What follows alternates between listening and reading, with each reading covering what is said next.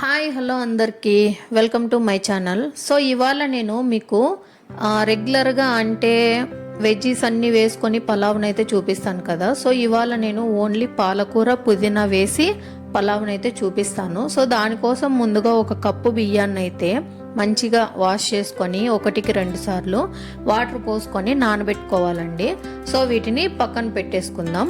ఇప్పుడు మనము ప్రాసెస్లోకి వచ్చేస్తే మనం ఒక ప్రెషర్ కుక్కర్ తీసుకొని ప్రెషర్ కుక్కర్లో కొద్దిగా ఆయిల్ వేసుకొని అలాగే కొంచెం అంటే నెయ్యి వేసుకొని 1 టేబుల్ స్పూన్ వరకు వేసుకోవాలి.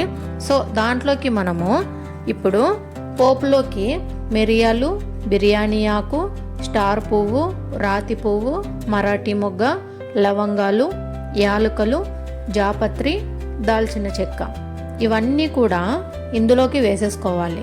సో వాటితో పాటు కొద్దిగా కరివేపాకు, కొద్దిగా జీడిపప్పు, అలానే కొంచెం టమాటో, ఉల్లిపాయలు కట్ చేసుకొని ఇందులోకి వేసేసుకోవాలన్నమాట. సో వీటిని బాగా మిక్స్ చేసుకోవాలి. అలానే జీలకర్ర కూడా యాడ్ చేసుకోవాలి.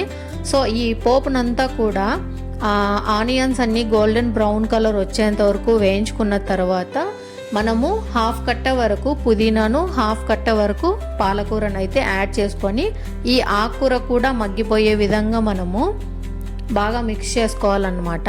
సో ఇప్పుడు మనము ఒక పేస్ట్ని అయితే యాడ్ చేస్తాము. ఈ మసాలా పేస్ట్లోకి ఏవేవి వేసానో అని నేను స్క్రీన్ పైన ఇచ్చాను చూడండి. వాటన్నింటినీ మిక్సీలోకి వేసి గ్రైండ్ చేసుకోవాలన్నమాట. సో ఈ పేస్ట్ కూడా వేసేసి కొద్దిగా కసూరి మెతిని కూడా యాడ్ చేసి మనం బాగా ఫ్రై అవ్వనివ్వాలన్నమాట.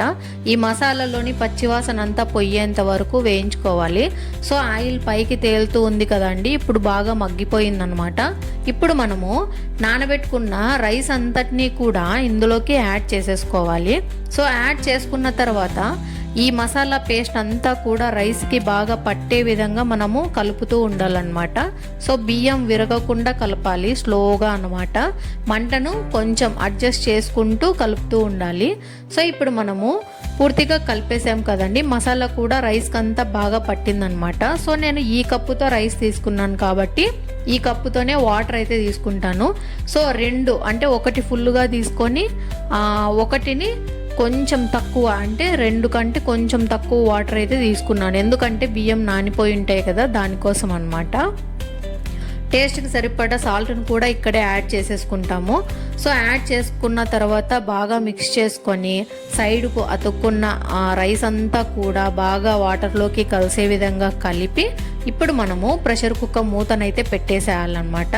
సో విజిల్ని కూడా పెట్టేసి ఒక్క విజిల్ వచ్చిన తర్వాత 10 నిమిషాలు పక్కన పెట్టేసి ఇంకా మనము ఓపెన్ చేసి చూస్తే మనకు వేడివేడిగా పుదీనా పాలకూర పలావ్ అయితే రెడీ అయిపోతుంది అనమాట.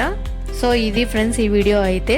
మీరు కూడా ఈ పలావ్ని ఇలానే చేస్తారా లేదా ప్రొసీజర్ వేరేలాగా చేస్తారా అంటే కొంతమంది పేస్ట్ యాడ్ చేసి చేస్తారనమాట. సో నేను ఈరోజు ఇలా చేశాను అనమాట. సో ఈ ప్రాసెస్ నచ్చితే గన మీరు కూడా ఒకసారి ట్రై చేయండి. నచ్చితే ఈ వీడియోని లైక్ చేయండి. మరిన్ని ఇలాంటి కుకింగ్ వీడియోస్ కోసం అయితే మన పేజ్ని అయితే ఫాలో కొట్టేయండి. Thanks for watching guys.